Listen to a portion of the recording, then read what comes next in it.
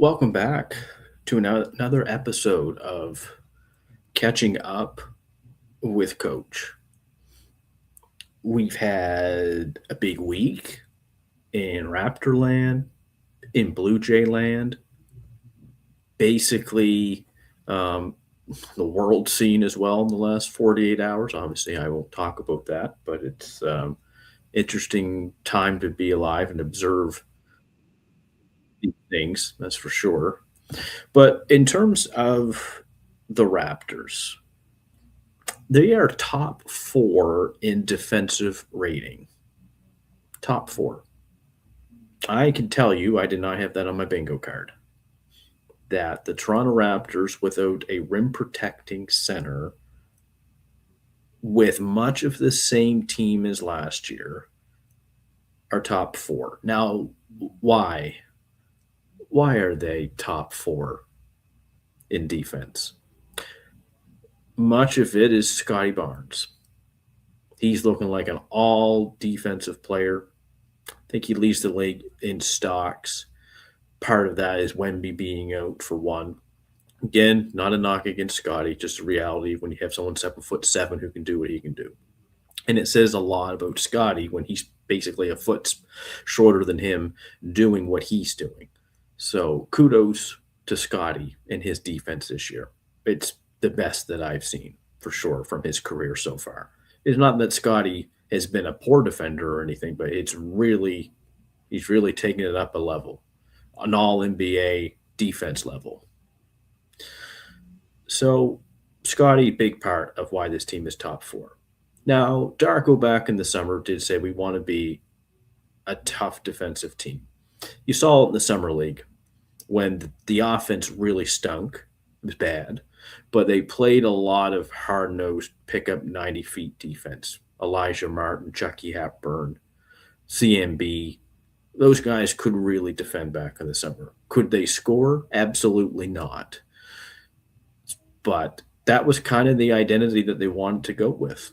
A hard-nosed defensive team, get in your face, foul some, just reality.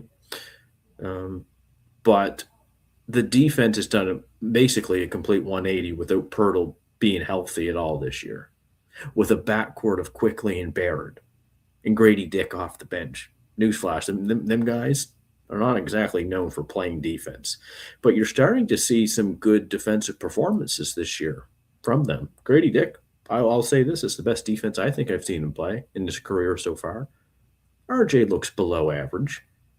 Quickly, Quickly's in the 66th percentile defensively. That's not nothing. That's pretty good, actually. Why I bring up Quickly as well, being top 4 in defense in this conversation, is Trade Young. Yes, a little pun there. Trae Young. We saw the video of him and Scotty having a conversation, walking the locker room. We know that Trae Young is on the trade block for Atlanta, and he should be.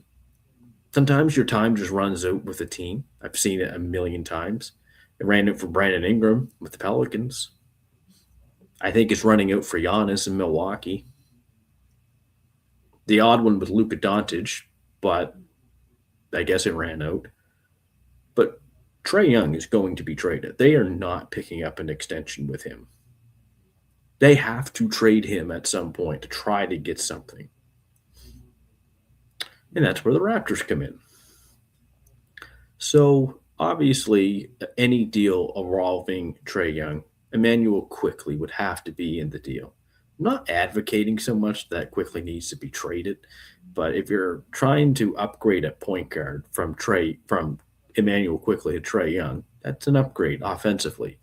The Raptors are around 19th in offensive rating in the league, which is it's a little bit below middle of the pack. And they're still top 4 in the East. Mainly that's been because of their defense.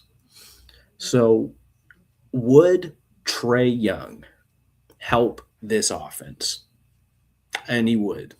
This is a guy who's basically good for 28 and 10 assists every single year. He's good, 40% 3-point shooting. He's good for um, setting guys up for a lob threat. We saw what he did with Clint Capella, Okongwu. I always thought they should have taken Alex Sarr. Trae Young would have made him a lot of money for sure. He'd also would have helped Trae Young. But that's the question. I mean, I'd love to hear in the comments, should the Raptors go for Trae Young? What would a deal look like? Because when you look at the money aspect, Trae Young's making around $45.5 million this year, and I think he's got one more year after this. He's extension eligible, but Atlanta's not extending him. So what does it look like after that? Quickly, obviously, would need to be in a deal because you can't have Quickly and Trae Young backcourt. Would never work. Quickly makes 32 and a half, I think. So you still need to make up $13 million. Now, how would you do that? It could be a combination of Grady Dick and CMB, or because you need a middle contract in there, which the Raptors don't have many of. We have a lot of big contracts and we have a lot of minimum contracts. We really don't have much of those middle contracts. I would say the middle contract that we have is Pirtle at like 19 million. So could you do like a Trae Young and Pirtle for Trae Young, or excuse me, a Quickly and Pirtle trade for Trae Young and something to make the money work? Maybe. I've seen, Quickly, Grady, and Ochai. That could make the money work. Does Atlanta want that? They would want picks if they're trading Trae Young. If I'm the Raptors, I'm trying to stay away from giving up picks. Whether it's for Trae Young or LaMelo Ball or Anthony Davis. I just maybe some future picks or future protected picks. I can maybe see that, but I would not advise trading like a pick this year. It's going to be a deep draft. You can still get someone in the early 20s who could be able to give you something next year, maybe for years to come. So would I trade for Trae Young? Well, I know the offense will get better. Will the defense be significantly worse with Trae Young? I don't know. Because he would give you so much offensively. You would probably move up to a top 10 offense. Now, would you be a top 4 defense? Probably not. Could you still remain a top 10 defense? Maybe. There's a difference there. Trae Young has won games in the past. Trae Young, Ingram, Scotty. That's the question. Do you want that as a big 3? That's a very good 3. Get your guard, get your forward, get your big forward. Scotty provides enough defense, sure, certainly. You would have to have a center, though, a rim protecting center to make this work with Trae Young. So I'm curious to see how this is going to pan out over the next month or so. Because the Raptors could make an offer.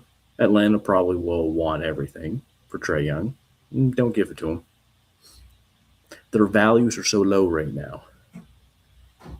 Trae Young's value. LaMelo Ball's value. Sabonis value. Anthony Davis value. I think teams are wanting a lot, and the market's saying, nope. Doesn't make sense. The Raptors, though, are in an interesting spot in the Eastern Conference where nobody's running away with it. I'm not sold on Detroit. I like him. I'm not sold on him. I think New York is going to be good providing they stay healthy. Health is going to be a big part of that. I've watched Trae Young beat the Knicks before. Now add Brandon Ingram and Scotty to that mix. And the Raptors have a lot of wings right now. And I'm not so much saying go get Trae Young as a replacement, but Trae Young as a replacement right now for what they have isn't bad. They need to upgrade point guard and center, period. You're fine at the wings. You're fine with RJ and Scotty and Ingram and whatever you have off the bench. If it's Grady, if it's Jacoby, if it's Battle, if it's CNB, like you're fine. But you need to make a move of some sort. My guess is Bobby will trade around like the margins of the team, meaning he's not going to make a big move. He'll make a small move. He'll flip Ochai probably for a big. And I think that's probably will happen. I would be interested in Trae Young because of the offense and what he's done. LaMelo, on the other hand, the contract is much easier to make it work. LaMelo's on a pretty darn good deal. I think I don't have his numbers up directly in front of me, but I believe LaMelo was making 30 something million a year. I'd have to double check here. Sorry, it's just coming up. LaMelo might be the type of point guard, though, that you could trade either one of RJ or Quickly, and it probably wouldn't matter because he's got enough size to kind of balance out that dilemma. Because you don't want to, be too small. But with LaMelo, it does work. Yeah, sorry, I have it up here. My apologies, folks. So LaMelo Ball is making almost $38 million this year, which is really good. And he goes up to about 40 next year, 43 and 46 in 2028. And we know LaMelo is 24. So that also is a question. What does Charlotte want? Well, that's Charlotte's big trade piece. LaMelo would probably command more in terms of picks because of his age, because of the contract. Like the highest his contract goes is what Trae Young is making right now. LaMelo's contract's pretty good, but you just got to keep him healthy. I've never been quite a fan of I'm a fan of his talent, but it's never amounted to winning at all. Now, is that part of just Charlotte's culture or organization? I'm sure it is. I don't. Khan's a great pick for them. I like Brandon Miller. They took Salon pretty high. A lot of people thought they did as well. Have they really done a good job building around LaMelo Ball? Not really. Put LaMelo with us. Let's just say it's Quickly and like Ochai, 2 picks out the door. And then your starting lineup goes to LaMelo, RJ, Ingram, Scotty, Pirtle. Again, it's still kind of the same expensive team, but your talent level certainly has gone up. I mean, LaMelo is averaging 23, 8 rebounds, 10 assists.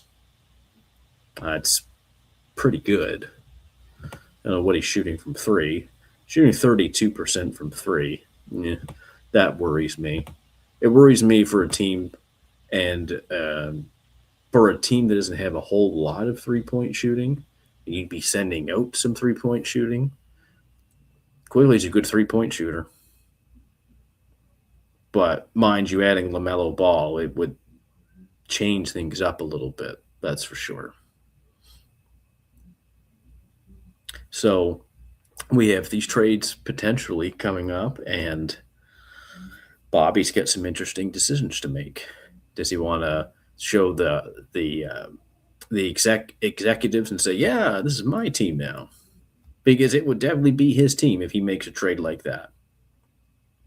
I'll know he is the guy running the show and ain't Masai, because we used to debate: is this a Masai move or a Bobby move? And it will definitely be a Bobby move, whatever it looks like.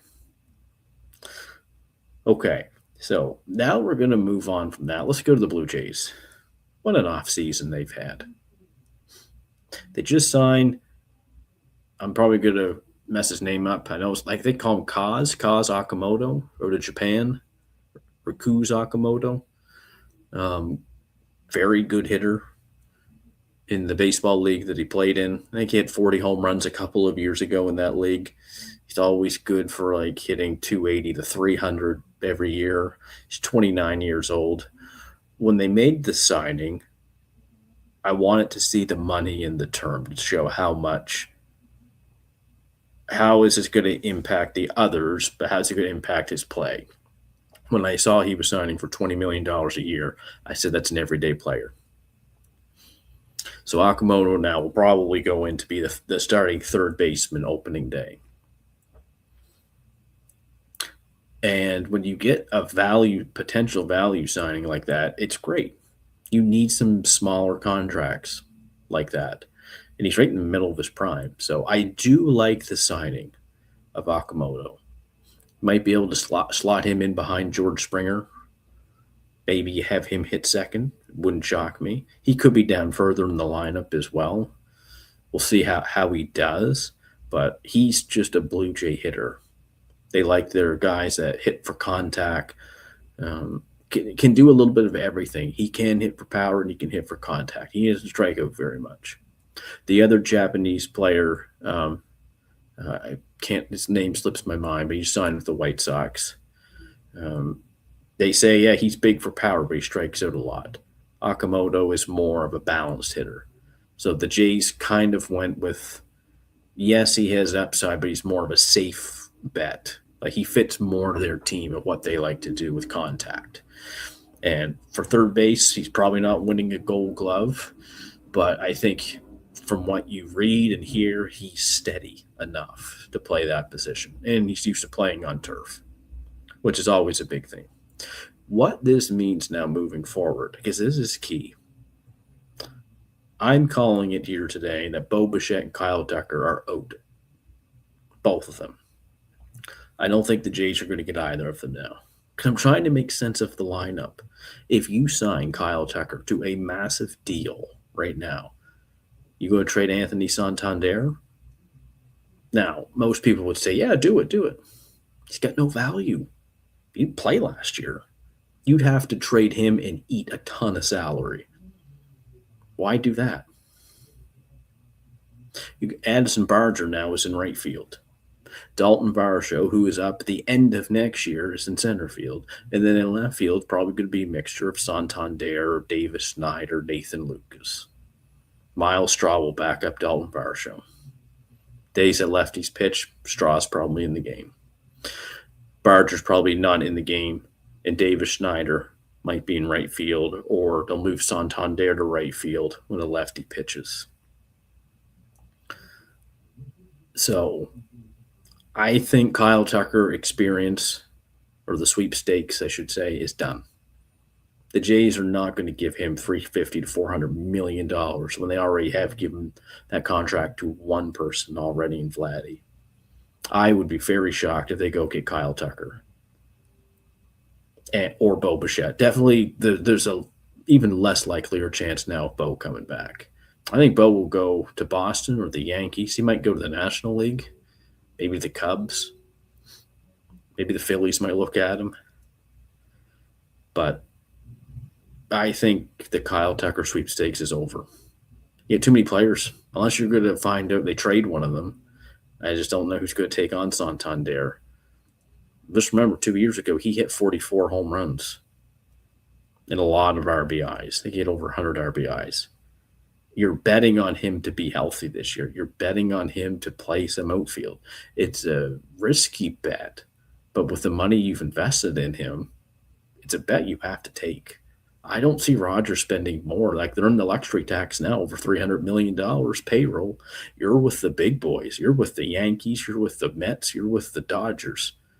Jay's like top 4 or 5 now, payroll in baseball. They will pay a luxury tax. Can they pay it with coming off the World Series and the way that everybody's got baseball fever now in this city? I think they can. Rogers is a multi-billion-dollar corporation. So they definitely can pay that, but I don't see them making any more big moves unless it's on the trade market.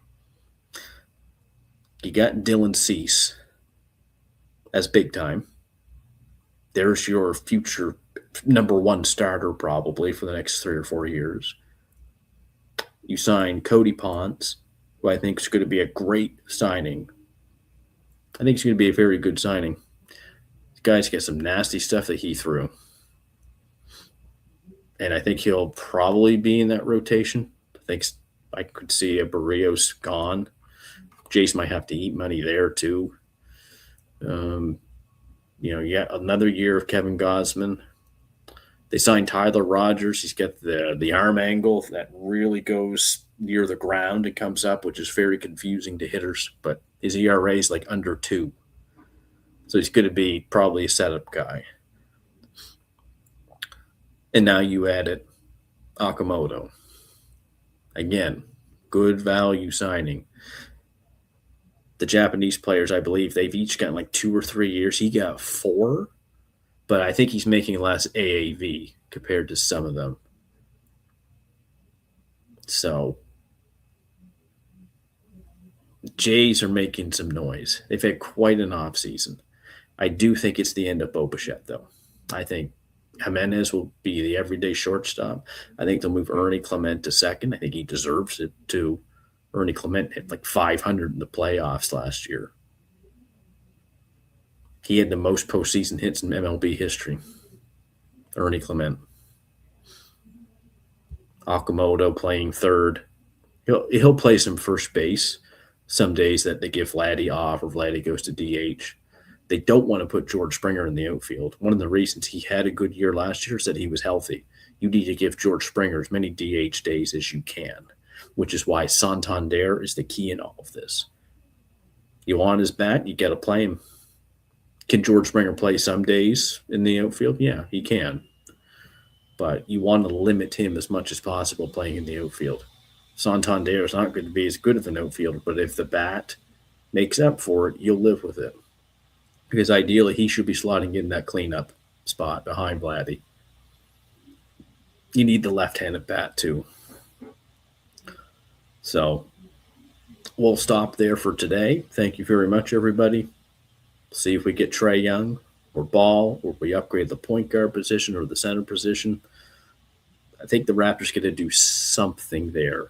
I think it might be more of a need to upgrade the center position versus the point guard position. I don't think that's much of a need right now, but the center position, they got to do something there. You don't know Pirtle's health. Big guys and back problems usually don't mix. So you're going to have to find some reinforcements to come in, either play behind Pirtle, because it gets to the playoffs, it gets more physical, and you need a backup center. Mamu's been good this year. I like him a lot. He's my favorite free agent acquisition. He's my favorite new guy on the team, even over the draft picks. But he's not a center. He's a stretch four. You're eventually going to need someone who's like 6'11", 7 foot, who can offer you something different on the floor. Someone who is going to be able to rim protect better, especially in the playoffs when it gets more physical. Okay. Thank you, everyone. Please take care. Peace.